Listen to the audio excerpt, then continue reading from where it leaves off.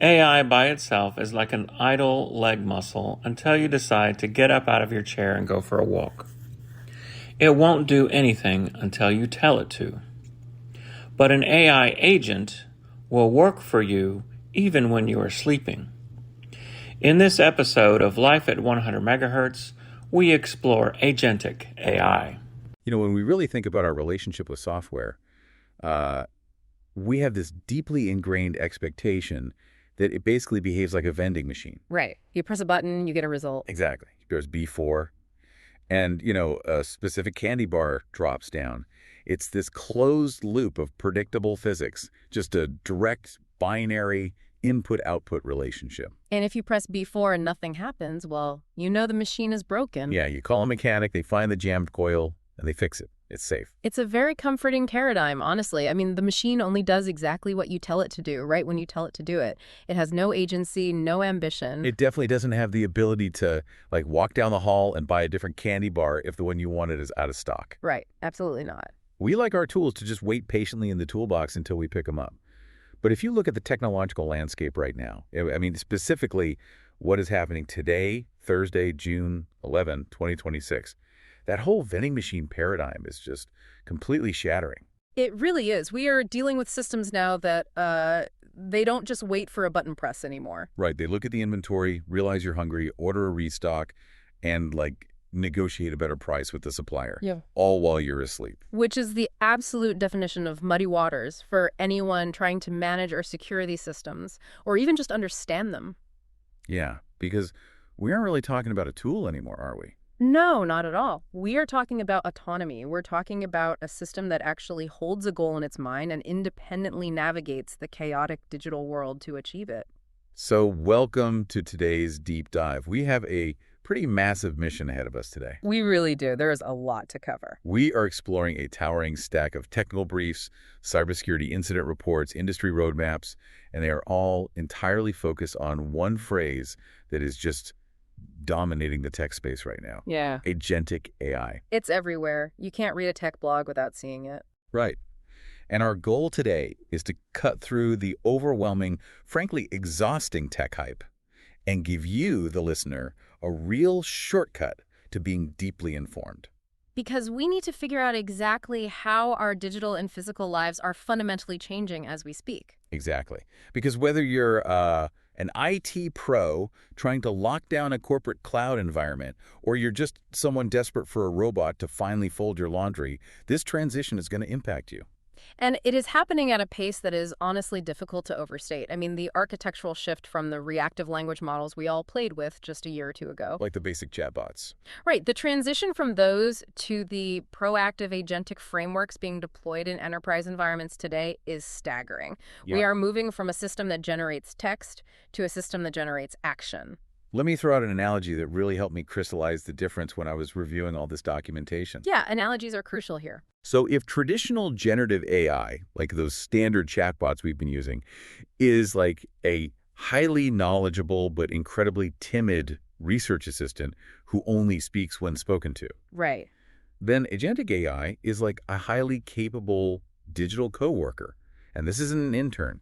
This is a coworker with their own desk, their own corporate credit card, and the full autonomy to get things done without your constant supervision. That's a great way to frame it. Okay, let's unpack this. Yeah. To understand how that actually works under the hood, we need to establish the baseline. How are computer scientists actually defining the architecture of an agent right now? Well, it comes down to 4 core pillars. And it fundamentally departs from just linear text generation. I mean, the large language model, the LLM, is still the core brain, but it's now wrapped in an orchestration layer. Okay, so what are those 4 pillars? They are perception, reasoning, action, and learning. Okay, let's break those down. Perception means it's not just waiting for a text prompt in a chat box, right? Yeah. It's actively seeing an environment. Correct. Perception means the agent is actually hooked into continuous data streams. So it's monitoring an email inbox, or it's watching a live database update. Or like parsing a calendar feed in real time. Exactly. It is constantly ingesting state changes in whatever environment it's placed in. Which naturally leads to reasoning. And this is where it gets really interesting to me because it implies multi-step planning. I'm not just saying, hey, write a polite email. I'm giving it a macro objective. Right. You give it a high-level goal. So, for example, you might say, Find the best flight and hotel option for my conference in Chicago next month under $1,200, ensure it doesn't conflict with my existing board meetings, and draft the preliminary expense report. Which is a ton of steps. A standard chatbot would just spit out a generic, like, fill-in-the-blank template for that. Exactly. But an agent uses the reasoning pillar to break that macro objective into a sequential decision tree. It says to itself, okay, step 1, check the calendar. Step 2, search flight APIs. Step 3, search hotel APIs. Step 4, do the math. But wait, what if step 3 fails? Like, what if the flights are so expensive that there are no hotels left under the $1,200 budget? A standard script would just throw an error code and crash, wouldn't it? And that is exactly where the third and fourth pillars, action and learning, come into play. If an agent hits a roadblock, it uses its short-term memory vector database. It's memory. Yeah, it effectively says to itself, okay, I just tried United and Marriott, and the total was $1,400. That violates the primary constraint. It doesn't crash. It backtracks. Oh, wow. So it actively analyzes its own failure. Yes, it adjusts its parameters and executes a new action, maybe looking at alternative airports or cheaper boutique hotels. It continuously loops through this process, interacting with external APIs and reading the live web until the objective is actually met. So it has persistence. It has a localized memory of its own trial and error. I mean, that is a massive paradigm shift. It's the difference between a tool and an employee. But I want to move out of the theoretical computer science realm for a second. Let's look at what this actually looks like inside the digital ecosystems you and I use every single day. Okay, let's do it. Because the tech briefs heavily highlight the Gemini ecosystem as the prime example of this transition. Google is fundamentally restructuring how Workspace operates. Oh, absolutely. They are completely rebuilding it from the ground up to support a network of autonomous digital teammates. And the flagship example of this deployment right now is Gemini Spark. Spark. Right. Yeah, this is their 24/7 personal agent. And you have to understand, it is not a turn-based interface. Spark operates continuously in the cloud, completely independent of your local hardware. Wait, so I could throw my laptop in the ocean and Spark would still be managing my digital life? Completely. It lives in the cloud and it never sleeps. That is wild. So it's just awake all the time, constantly iterating. What is it actually doing while I'm asleep? It's handling what we call digital chores. Starting with autonomous inbox management, it's constantly using that perception pillar on your incoming data stream. So it's reading my emails. It reads, prioritizes, and categorizes emails the millisecond they hit the server. It can cross-reference the sender against your historical interactions to determine urgency. And I'm assuming it acts on them too. Exactly. More importantly, it drafts contextual, highly specific replies and queues them up for your approval before you even open your phone in the morning. I also read that it handles calendar coordination autonomously. So if a client emails me asking for a meeting next Tuesday, I don't even have to open my calendar app. No, Spark intercepts the email, cross-references your schedule, identifies the open slots, factors in the time zones, and replies to the client to negotiate the time.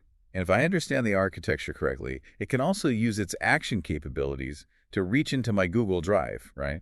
Like find the previous slide deck I presented to that specific client and generate a pre-meeting briefing document. That is exactly how the tool use pillar works. It is actively calling the Drive API, searching the file tree, extracting the text, and synthesizing it for you. Now, as incredible as that sounds, there's a pretty massive catch here for the average consumer. Yeah? Gemini Spark is currently gated behind the Google AI Ultra tier. It's in a US beta right now, and it costs, what, upwards of $100 a month? Yeah, it's not cheap. That is a massive jump from the $20 a month standard AI subscriptions we're used to. Yeah. I was trying to figure out why the price point is so high. Well, it comes down to the underlying compute infrastructure. Standard generative AI is remarkably cheap to run because it only uses server processing power when you actively hit the enter key on a prompt. It's just a discrete burst of computation. Right, but Gemini Spark requires a continuous reasoning loop. Google essentially has to spin up and dedicate a cloud virtual machine to run 24/7 just for you. Oh, wow. So even a dedicated server. Exactly. They are dedicating nonstop server processing to monitor your inbox, evaluate logic dates, and manage your life in the background. The raw electricity and silicon required for continuous inference is enormous. So the economic model just necessitates that premium ultra tier. That makes complete sense. You're basically renting a server that never sleeps. Exactly. But the ecosystem goes far beyond just Spark. Have you looked at Workspace Studio? Yeah, I was reading about Workspace Studio and these custom entities called gems. This seems to be where the real enterprise value is hiding. Oh, without a doubt. Workspace Studio allows users to build custom AI experts. These are the gems, and link them into automated flows. Think of a flow as like a specialized digital assembly line. Perfect analogy. Let's say your company receives a complex customer inquiry via a web form. Currently, a human reads that, copies the data, opens a spreadsheet, pastes it, creates a folder, and drafts a reply. Which is mind-numbing, soul-crushing work. Right. With a gem connected to a flow, the moment that form is submitted, the gem is triggered. It uses its perception to read the form. And then it uses its action tools. Yes, it hits the Google Sheets API and logs the specific variables name, company, issue. Then it hits the Google Drive API, commands the creation of a dedicated client folder, and finally drafts a highly personalized follow-up email outlining the next steps. With zero manual triggers required, the human only steps in to click approve on the final email. Exactly. And it gets even more surreal when you look at Gemini Live and multimodal action agents. We aren't just talking about text and APIs anymore. No, we're talking about UI navigation and screen control. The documentation shows that you can point your smartphone camera at a complex software interface on your computer screen, speak naturally to Gemini, and it executes actions.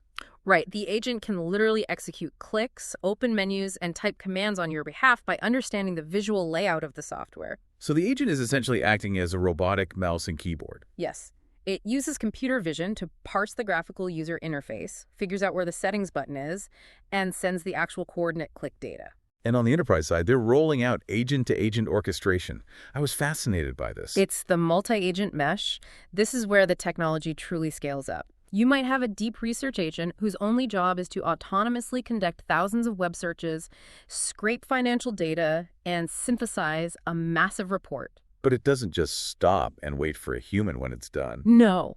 It then securely hands that file off to a specialized compliance agent. So one AI talking directly to another AI. Exactly. The compliance agent reads the report, checks it against the company's internal legal policies, redlines any problematic claims, and passes it to a final formatting agent. And all of this happens instantaneously. Yes, inside an isolated agent sandbox to ensure the host operating system remains entirely secure from malicious code execution. Okay, I have to pause here because as a user, I have a very relatable fear about all of this. I think I know what it is, but go ahead. I'm thinking about the way we currently automate things. In my experience, people write absolutely terrible Outlook rules. You try to filter out newsletters, and suddenly critical client emails just vanish into some archive black hole because of a slight typo in the logic rule. It happens all the time. Right. So the idea of giving an autonomous AI the keys to my inbox, letting it draft things, move files around, and delete things based on its own logic sounds like an absolute disaster waiting to happen. Yeah. How do we trust it not to aggressively clear out my inbox and ruin my career? That is the #1 concern for any IT professional right now, and it's a completely justified fear.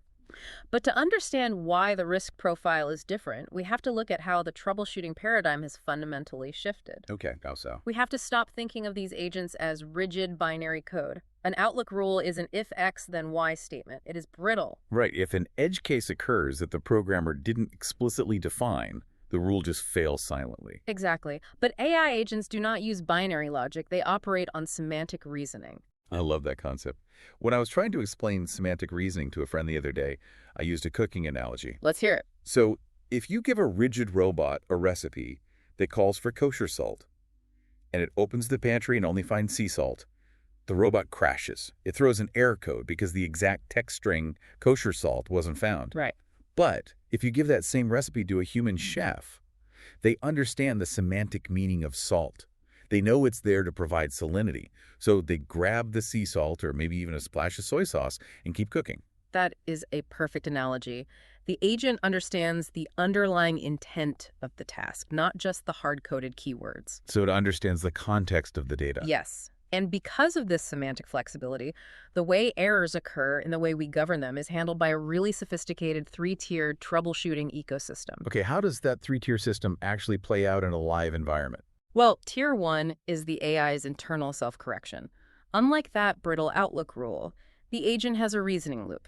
If it attempts to sort an email into a folder that doesn't exist, it gets an error back from the API. But it doesn't crash your email client. No, it pauses, reads the error, analyzes its own mistake, and dynamically creates the missing folder, or it tries an alternative route. And the user isn't blind to this, right? Not at all. You can monitor this via a live progress chip. It's a little side panel on your screen where you can literally read the agent's internal monologue and watch its logic unfold step by step. So you can literally see it thinking, attempted to open folder, folder missing, creating new folder. Yeah. That transparency is huge for building trust. It is. But what happens if it hits a wall it simply cannot solve on its own? All right, what then? That triggers tier 2, the human in the loop.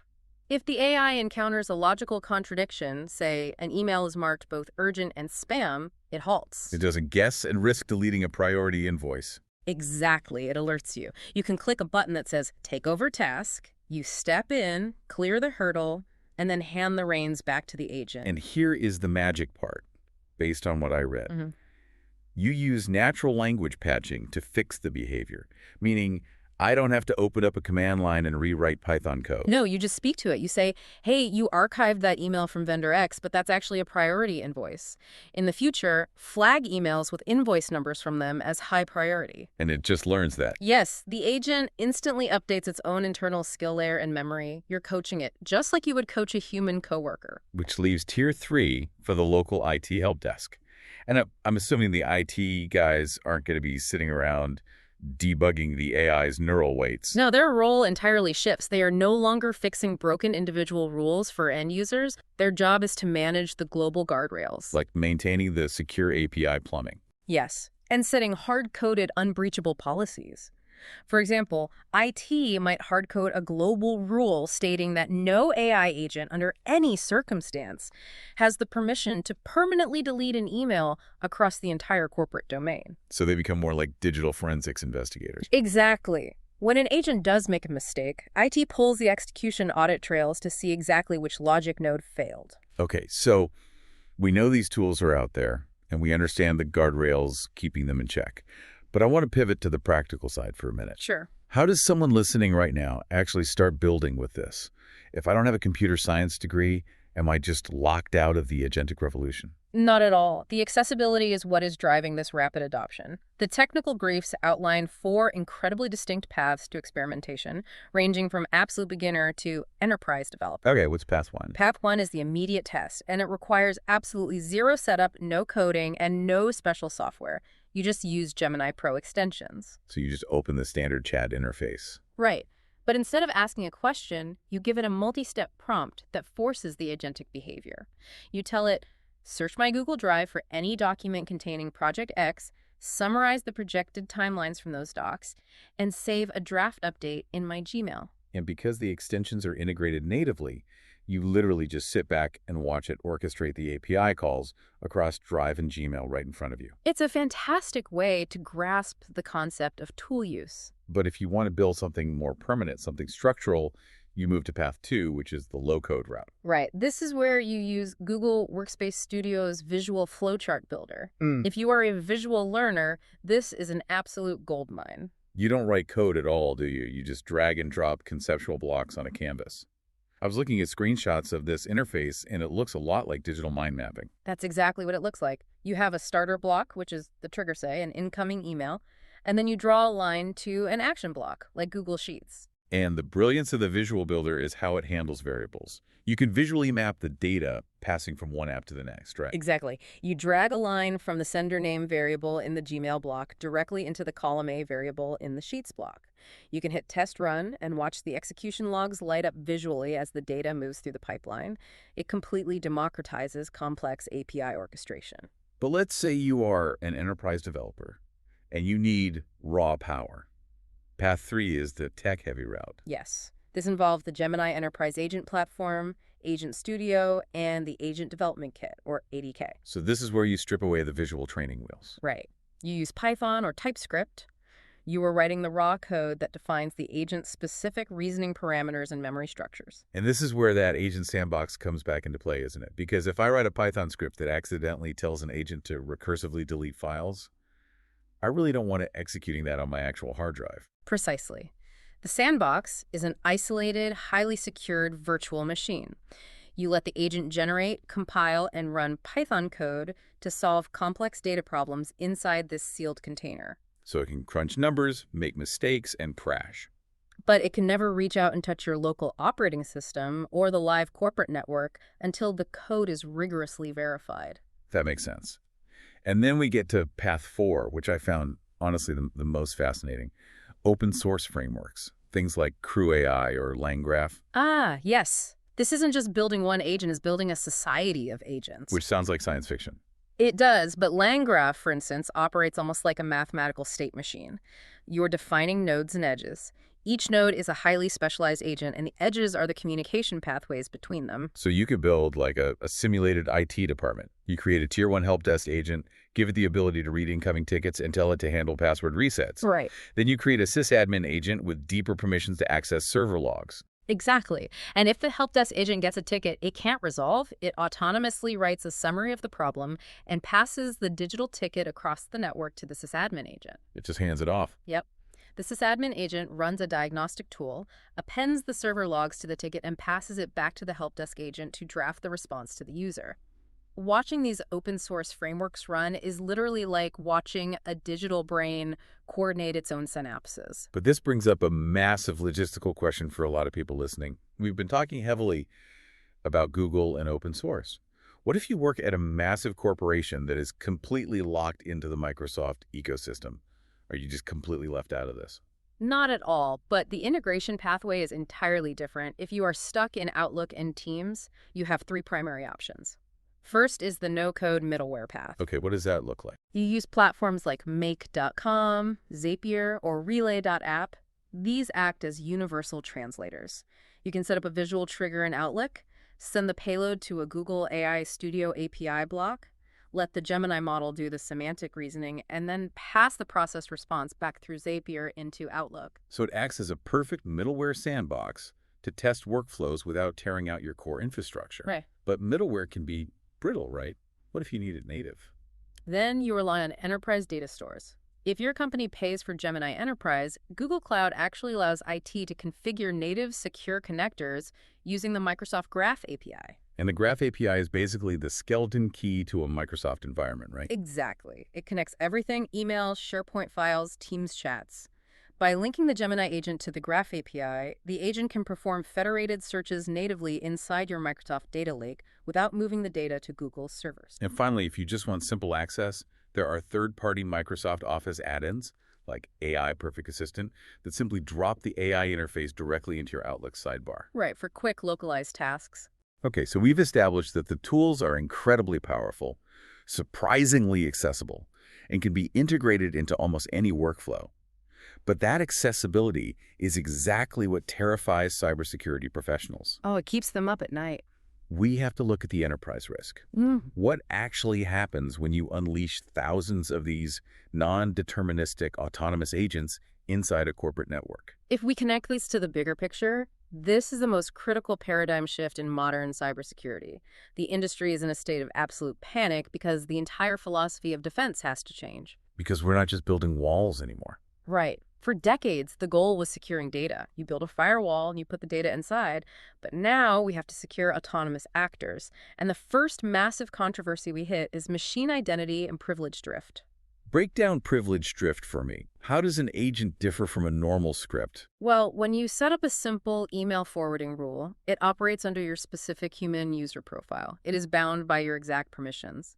But an AI agent operates differently. Because it needs to act on its own. Exactly. To function autonomously, it requires its own unique machine identity.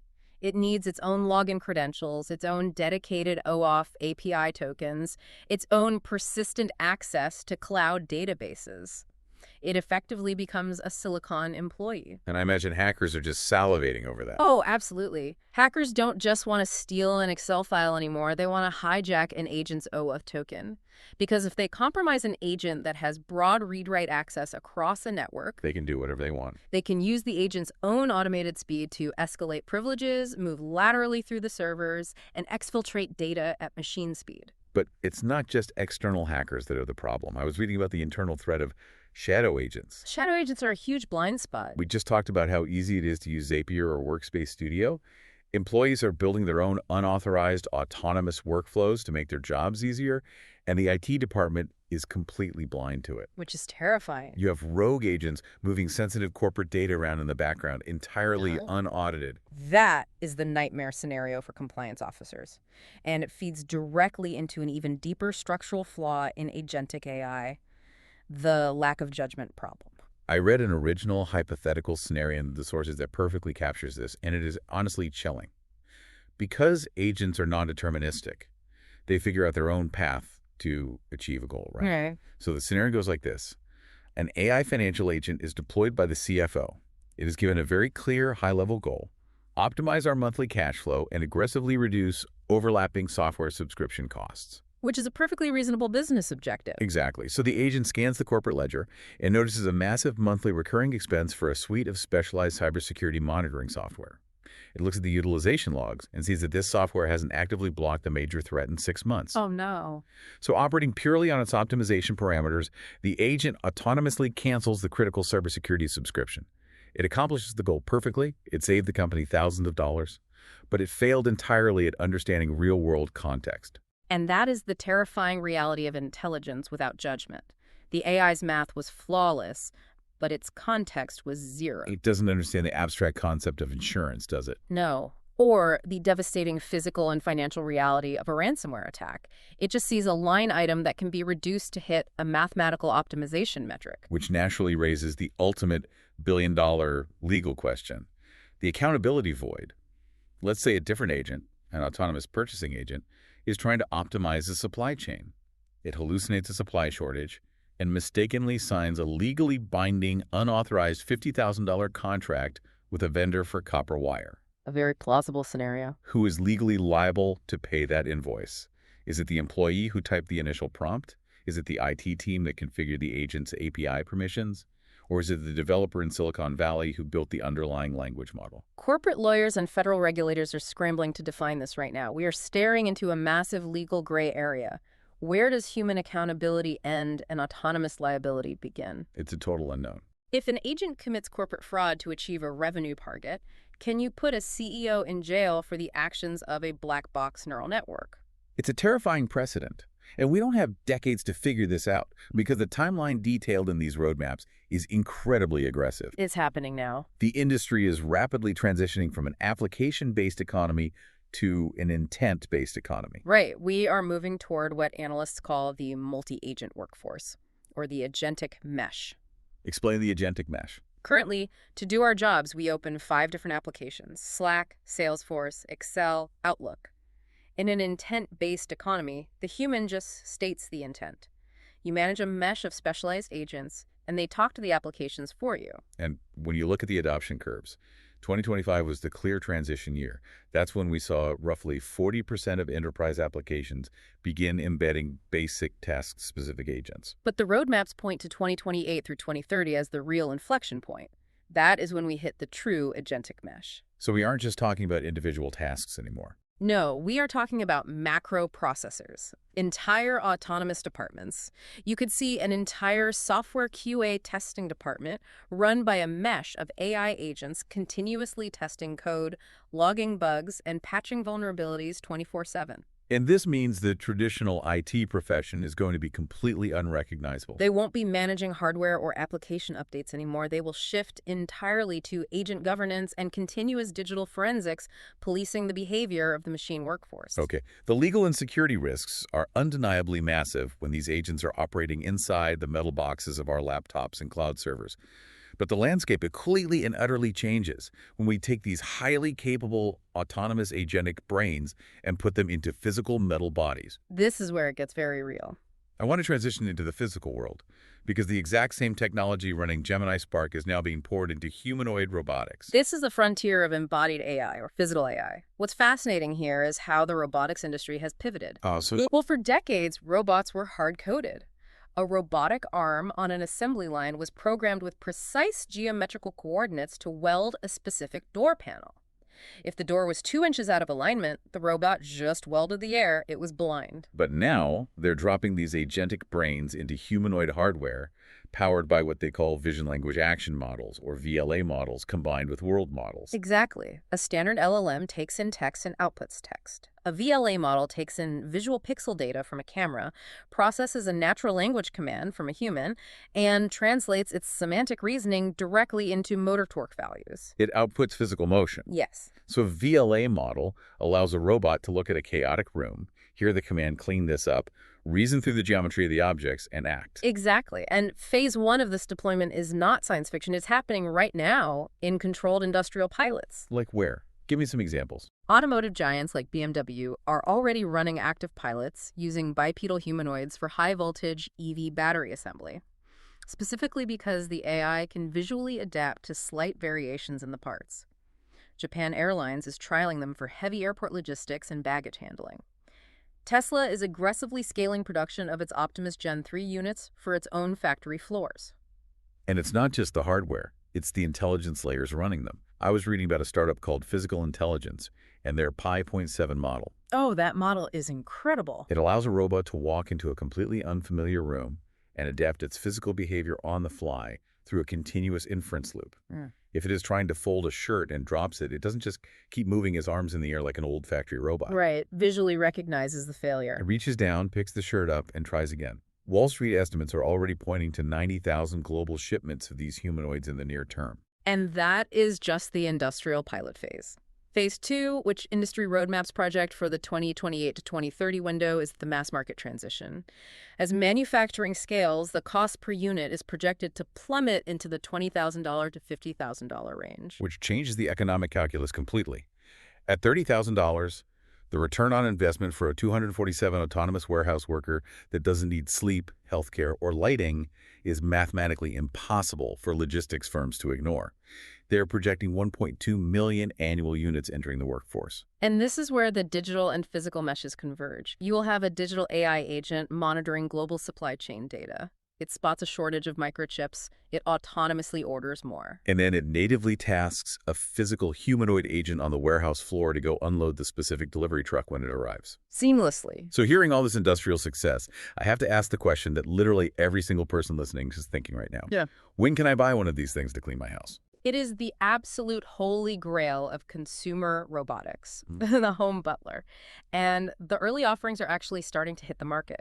In May 2026, a startup called Gatsby launched a fascinating model, an on-demand humanoid cleaning service for a flat rate, where they bring the robot to you. Really? Yeah.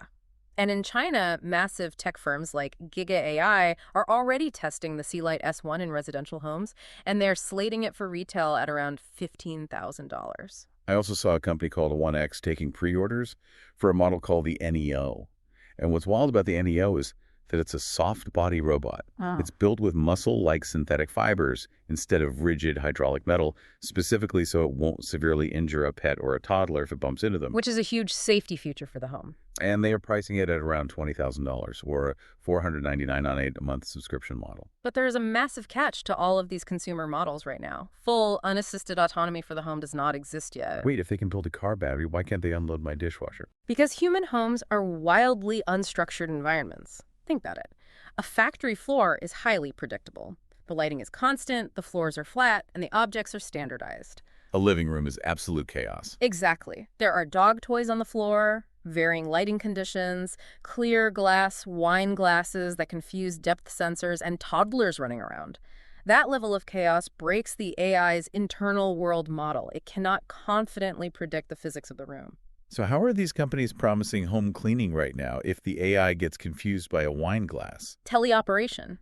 To bridge the gap, current home robots rely on a remote human lifeline. The robot can handle about 70% to 80% of the routine physical tasks autonomously using its onboard VLA model. It can vacuum the floor and wipe the counter. But when it encounters a chaotic edge case, say a delicate vase it has never seen before, or the tangled pile of cables, it stops. Right. And then what? Someone takes over with a joystick. Essentially, yes. A remote human operator sitting in a call center at the robotics company's headquarters logs into the robot via a VR headset. They see through the robot's camera eyes, and using hand tracking controllers, they manually guide the robot's physical arms through the tricky 20% of the task. Okay, I have to push back hard on this. The latency and privacy implications of that are absolutely insane. You are telling me there is a stranger in a VR headset looking around my living room, looking at my family, controlling a machine with metal hands. It sounds dystopian, I know. There is no way mass consumers will accept that level of privacy invasion, no matter how much they hate folding laundry. You are entirely correct, and it is the biggest hurdle the industry faces. The teleoperation phase is a necessary stepping stone to gather training data, but it is a massive privacy liability. So when do we get past that? The true milestone is full zero labor independence, where the onboard AI is sophisticated enough to handle 100% of the home's chaos without any human supervision whatsoever. But based on the current limitations of world models, realistic projections place that capability in 2035 and beyond. That makes total sense. But we have to pivot here and address the terrifying elephant in the room. We've been talking about robots folding laundry and assembling car batteries.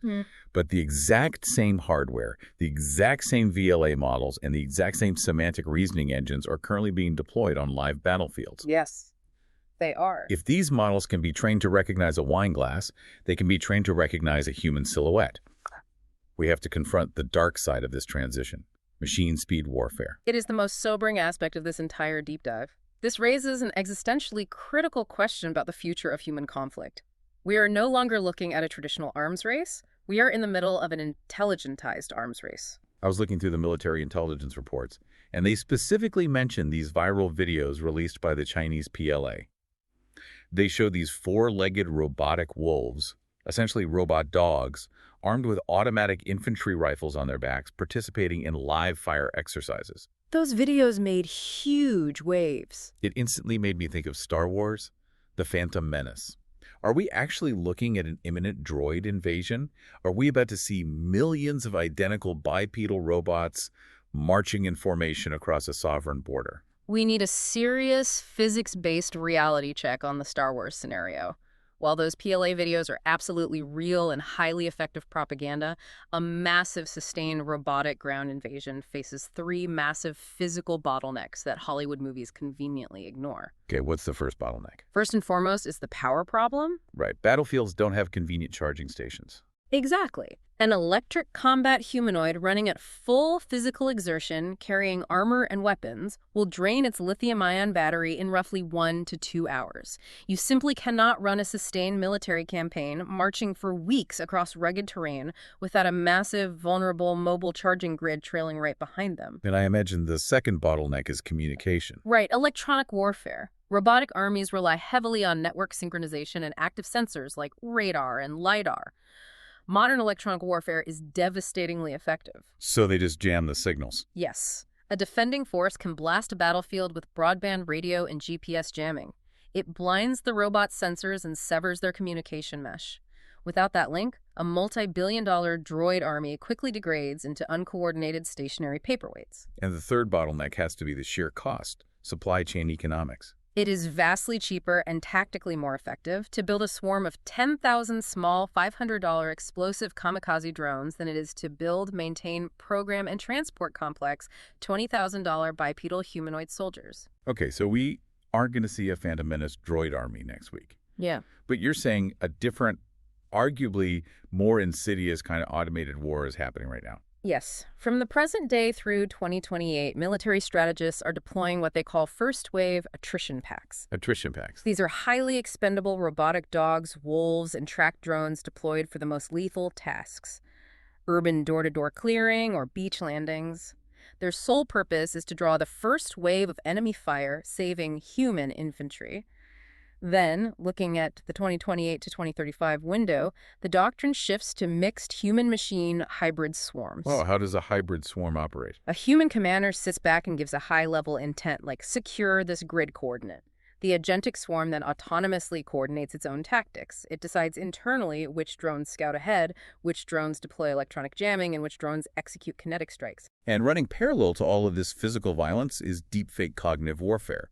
Military intelligence is deploying AI bot networks to generate hyper-realistic, targeted fake video and audio to stoke civil unrest, destroy morale, and destabilize adversaries from the inside out. It's an information war at machine speed.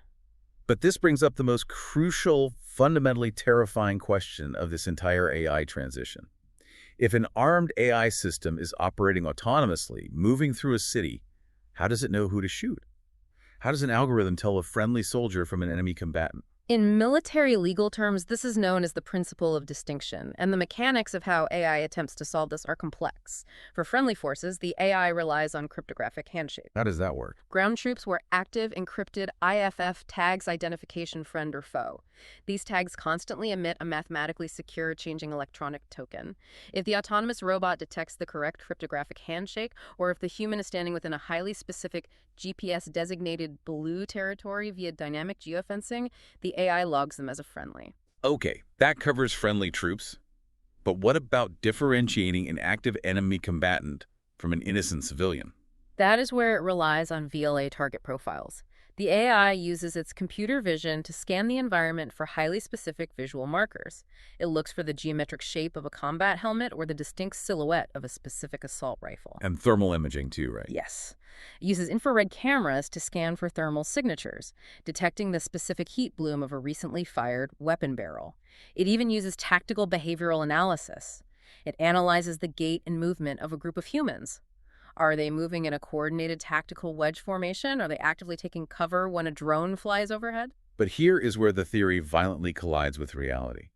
The incident reports detail these horrific catastrophic failures because AI has a fatal context blind spot. It's a massive tragic flaw. The AI doesn't understand human intent. It relies entirely on statistical correlation of pixels. It lacks all human empathy and situational understanding. A human sniper looking through a scope can tell the difference between a farmer digging an irrigation trench with a metal pipe and an insurgent burying an IED. A machine cannot. To a computer vision model, both are just thermal heat signatures holding a cylindrical object near the dirt. And it struggles profoundly with the surrender problem. Under the Geneva Conventions, you cannot attack a surrendering soldier. But how does a VLA model mathematically differentiate between an enemy raising their hands in genuine surrender versus an enemy raising their hands to throw a fragmentation grenade? It cannot intuitively know. Plus, there is the massive vulnerability of adversarial spoofing.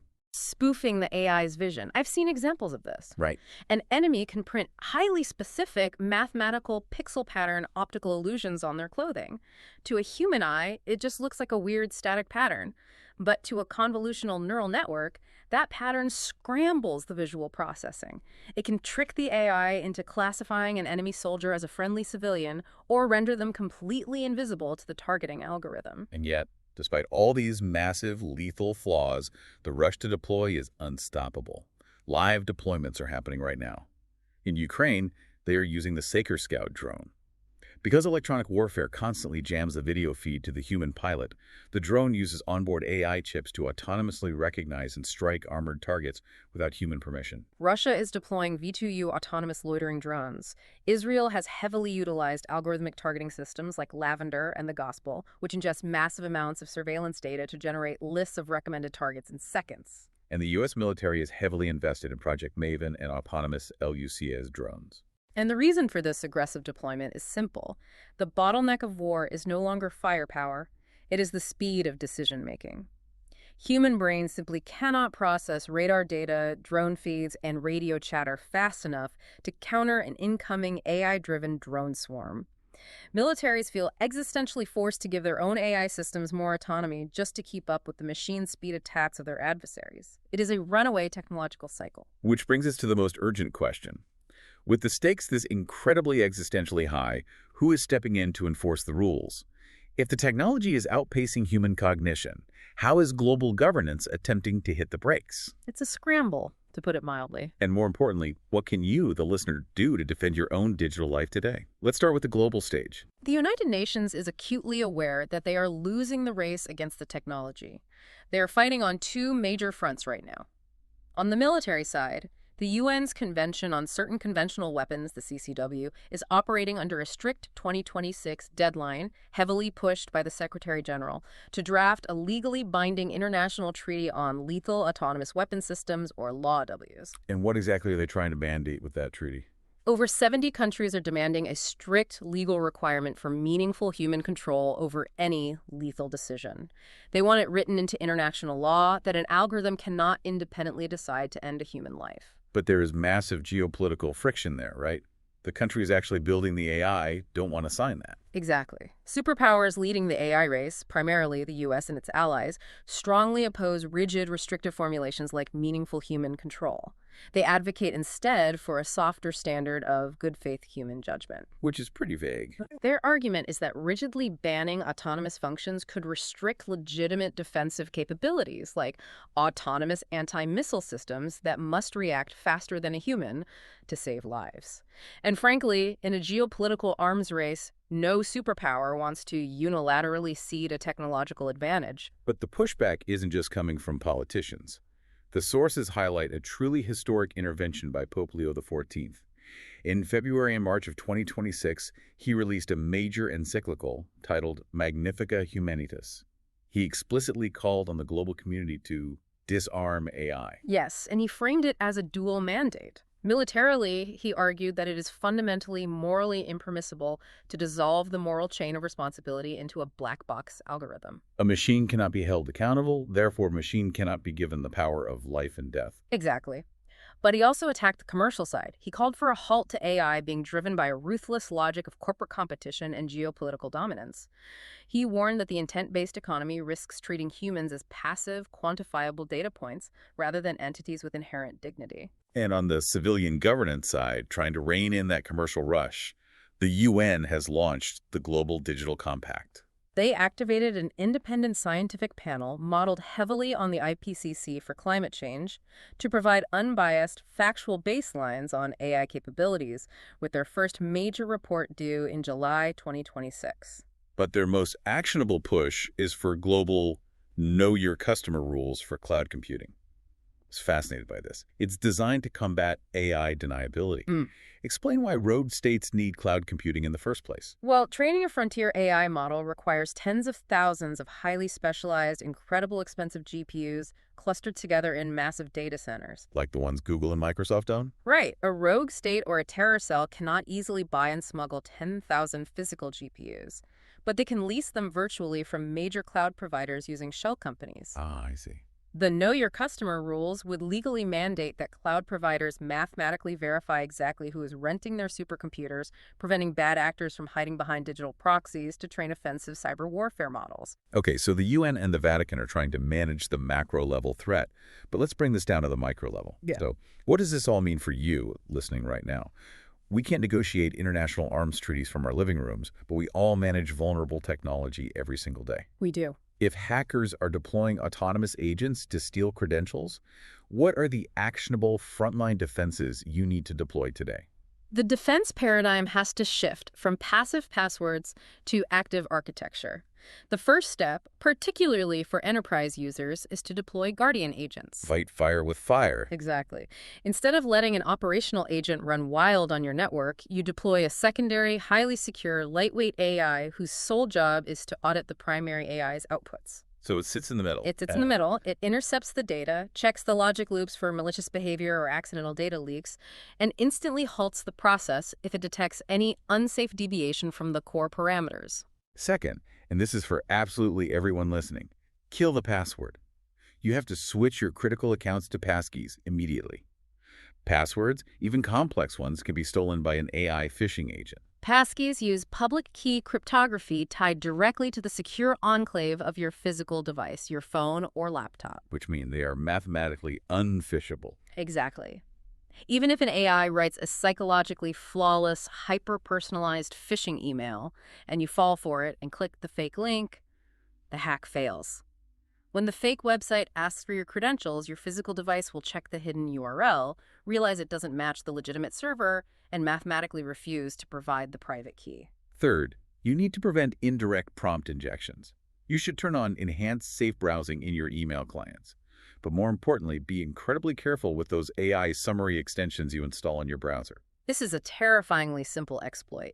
Hackers can hide invisible white text in the background code of a completely normal-looking website. And the human eye never sees it. Right.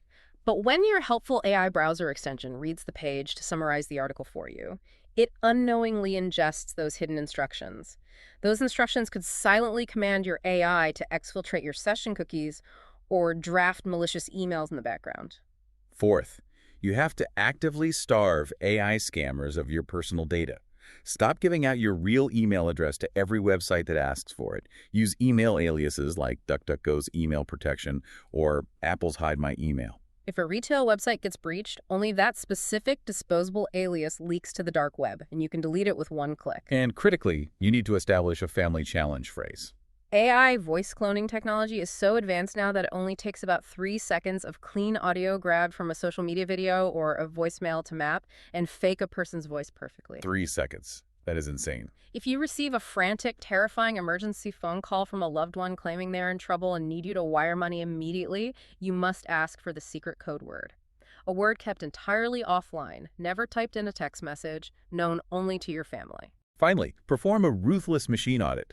Go into your browser settings and flush your old session cookies to prevent agentic token hijacking. Purge all those unused browser extensions you installed 3 years ago. They often get sold to malicious actors who update them to include broad data scraping permissions. Check your phone's background app refresh settings and switch your home router or computer network settings to a secure DNS, like Cloudflare's 1.1.1.3, which actively blocks malicious domains at the infrastructure level before your browser even tries to load them. It really requires a proactive defensive mindset. You have to assume that automated entities are actively probing your digital perimeter 24/7. You really do. Okay, we have covered some incredibly heavy, structurally terrifying ground today. We've talked about accountability voids, massive privilege drifts, privacy-invading teleoperation, and the horrific realities of machine speed warfare. But I want to transition back to the positives. It's important to remember why we're doing this. I want to look at the light at the end of the tunnel. Yeah. Because the whole reason humanity is navigating this terrifying transition, the whole reason thousands of engineers are working on this, is because the upside is profoundly liberating. We are entering the era of what the tech world calls cognitive offloading. It is the perfect term for the upside of this transition. Agentic AI, when governed correctly, is arguably the first technology in human history explicitly designed to actually buy us back our time. For decades, technology promised to make us faster, but it just gave us more tasks to do. Right. But Agentic AI crushes life admin. The endless, soul-crushing bureaucracy of daily life. Yes. Think about planning a complex, multi-city family vacation. Currently, you spend 6 hours with 20 different browser tabs open, cross-referencing flight times, hotel availability, rental cars, and budget constraints. It's exhausting. With an agent, you simply state the intent. Plan a trip to Europe for 4 people under this budget, avoiding layovers longer than 2 hours. The agent navigates the friction, it maps the itinerary, checks the calendar conflicts, and simply presents you with the 3 optimal, fully booked options to approve. And beyond just saving time, it fundamentally levels the information playing field for the average person. Think about negotiating a 50-page homeowner's insurance policy or a complex medical billing dispute.